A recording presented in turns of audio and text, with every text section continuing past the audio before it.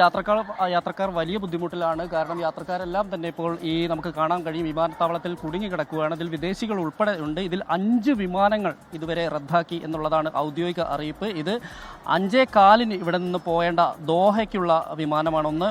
മറ്റൊന്ന് 6 മണിക്ക് പോയേണ്ട ദുബായ്ക്കുള്ളതാണ്. മറ്റൊന്ന് 6:15 ഷാർജയിലേക്കുള്ളതാണ്. ഇനിയൊന്ന് അബുദാബിയിലേക്ക് പോകേണ്ടതാണ്.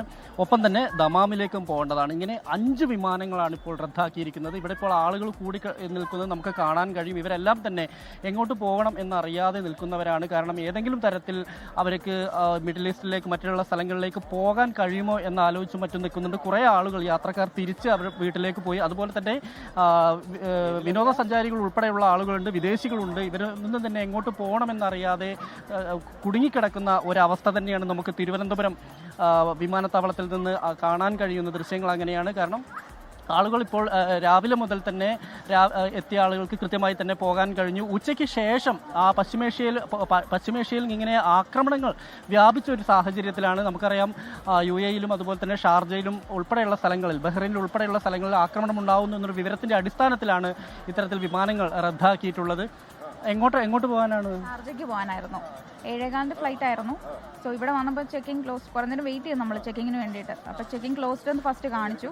പിന്നെ നമ്മളൊരു 1 അവർ കഴിഞ്ഞ് 1.5 അവർ കഴിഞ്ഞപ്പോൾ ക്യാൻസൽ എന്ന് കാണിച്ചു. പക്ഷേ ഒഫീഷ്യൽ മെയിൽ വന്നിട്ടില്ല നമുക്ക്.